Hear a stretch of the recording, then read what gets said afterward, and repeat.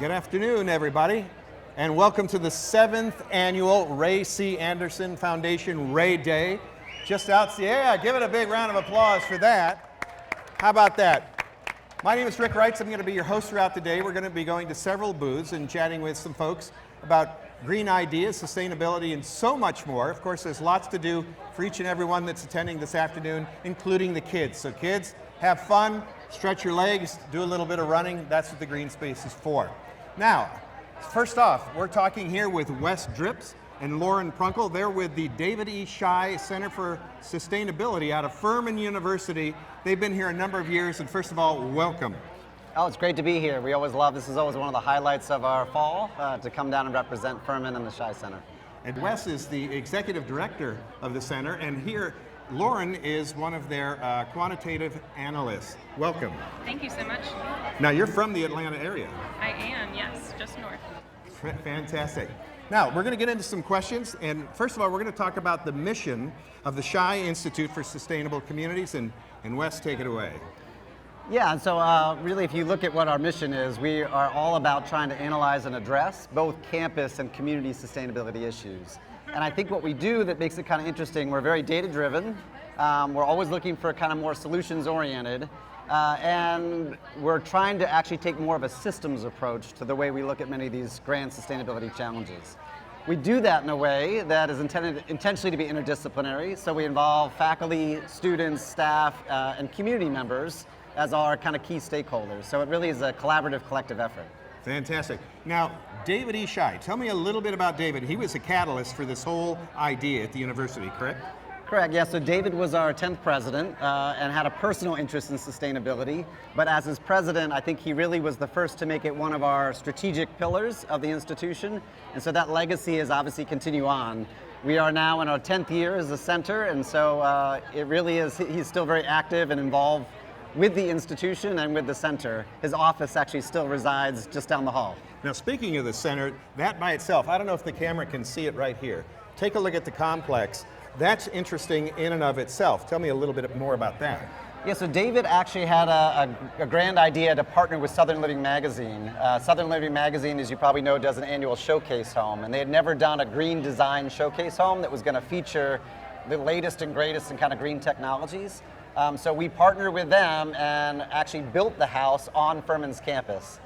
It was open to the public for a year to showcase all the latest and greatest, but it was intentionally designed to be retrofit as our academic center. So after a year of about 25,000 visitors coming through, it now has been converted into our office space. And so Lauren and I have probably one of the nicest set of offices on our whole campus. It's an absolutely beautiful green design building.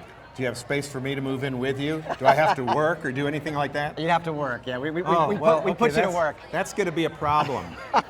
I'll just walk around with a microphone in your office all day long, but I'd love to live in a facility or a home just like that. So now moving further, you've got a wheel here. You're going to tell us a little bit about how the Institute defines sustainability, and it looks more complex than it probably is. Well, it is complex in a sense, but I think one of the key things that we've really tried to work on is to get people beyond the notion that it's just about environmental sustainability. So there's a woman, Kate Rayworth, who has this great icon that we use all the time that we call the sustainability donut. All right, let's take a look at it. Why don't you move around to the side so the camera can see it. I'll stay here. Well, actually, I'm going to have to come over by you and use the microphone. All right, so the donut's really kind of interesting. So if you look at the outside of the donut, it's what we call the environmental ceiling. That's right. So this is the classic constraints put on us by kind of a single finite planet. We are limited in our resources, and so we have to kind of operate, live within those confines. The inner part of the donut is what we call the social foundation. And so this is more about basic quality of life. So if you notice, a lot of these are things more like equity, things like food, water, jobs, having a voice, resilience. This is that challenge of how do we elevate the world's people to have a basic quality of life that has a good kind of social foundation, but do it within the constraints of a single finite planet. And if we do that, the Holy Grail puts us in this safe and just sustainable space for humanity. Now, is this something that's going to be easy to translate into the native community of the average American? I hope so. I mean, I'm hoping that actually it resonates better because, again, we get lots of phone calls about, like, what kind of light bulb should I use, paper or plastic, how do I compost? Those are all great environmental sustainability issues, but the topic itself is so much more interconnected that we really are trying to pull more issues that really tie to things like social justice, looking at financial and fiscal responsibility. So how do we look at the ties between these quality of life indicators, but also operating in kind of the sense that we have this natural ecosystem foundation that underlies it all, that we also have to be able to support. And if we don't do those in sync, we're going to be out of balance, and then we have problems. I see. Now I'm looking to the outer side of the wheel here. I'm seeing climate change, of course, a big subject we see every day in the news, talking about freshwater use and more. Tell me about that outer zone. So again, that outer zone are what we kind of think are the classic kind of natural constraints that are put upon us by living on a finite planet. Right, so we have a limited amount of atmosphere that can accommodate issues with regards to our climate change. So as we grow and develop and actually continue to operate, we need to work within those constraints, and if we exceed those constraints, then we are living outside the donut, or we're in an unsustainable future. So you mentioned something like climate change. We're already actually outside the donut, okay. And now we need to actually bring ourselves back inside the donut, and that's a serious challenge. Doing it all the while trying to improve these quality of life indicators as well.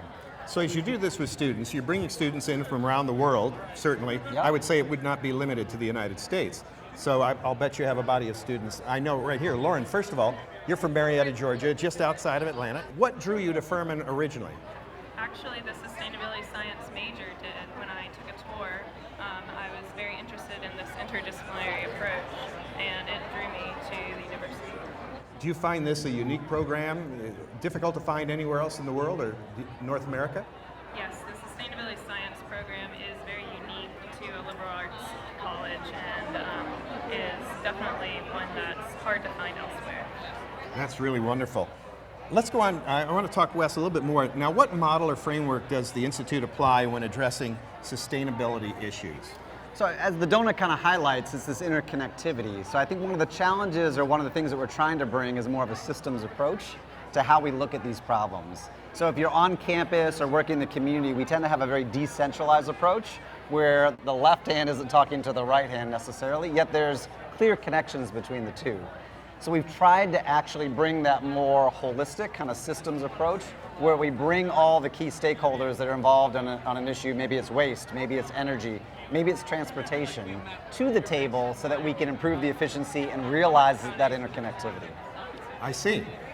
I'm going to ask Lauren a quick question here. What are some of the broader sustainability issues the Institute is working with to help you address these major concerns? Well, we do another number of projects on campus, but also in the community and with the community, and some of those include affordable housing challenges, transportation challenges, as well as the growth in Greenville specifically around gentrification. And so where is the nexus between those, and how can we take that systems approach to look at those issues? And you're a postgraduate student, correct? So the degrees that are available to you further on, are you going for master's and then beyond? Well, the Post-Baccalaureate Fellow Program is a staff position that is for recent graduates, and so I'm working at the Sustainability Center and doing further research around these type of topics. Wonderful. And Wes, you told me this is a nice little sort of bridge or gap placement when you have students and you put them to work out in the community. Oh, for sure. I mean, a lot of these sustainability challenges require students to be able to actually have some real high impact experiences. And so whether that's at the postgraduate level where Lauren can have a year or two to actually really dig in deep on a particular issue, or even having our students participate in fellowships or internships with the campus or with our community, those are invaluable experiences that prepare them, I think, for post-graduation to go out and really be able to tackle these issues. I've noticed more and more if the students are not getting some sort of real world application, they have a difficult transition into the working world. For sure, and actually our current president, Elizabeth Davis, really has made that the focus of her long-term strategic plan. It's called the Furman Advantage, and it's really predicated on guaranteeing that students who come through our program in any major, in any component, have some kind of high impact experience. Whether that's a study away, an internship, a fellowship, research with faculty. So we're really working hard to ensure that any student, any path that they take are going to get that kind of high impact experience that we want them to have. Wonderful. Now, for all you young people out there that haven't decided on a university, but sustainability and ecology is part of your vernacular, you might want to think about going to Furman and checking into the David E. Shi Center for Sustainability. Now, another question. How do people who are not going to the university, how can they interface and get involved with you? Yeah, so we do increasingly more, as I mentioned, the work in the community. And so some of that is on a volunteer basis, actually just interacting with them, coming to the center itself. But now, actually, through Lauren's group that's working in the community, we're partnering with a lot of community partners to actually have them as key stakeholders in it. So it's a truly joint collaborative endeavor where we're working together on a project. And Lauren's been doing a lot of that work with groups like United Way and others in the community around some of the issues she already mentioned. That is fantastic. Okay, so we're here at the David E. Shi Center for Sustainability. We're in their booth. You'll find us about midway down the promenade, so we're not that far from you, and certainly not that far from the main screen. We're going to be moving on, but thank you so much for spending time with us today and being part of the 7th annual RayDay. It's a pleasure. We're excited to be here and look forward to being here for many years to come. Wonderful, and thank you very much, Lauren. Thank you as well. All right, back to the main screen. Stick around, we got more to come.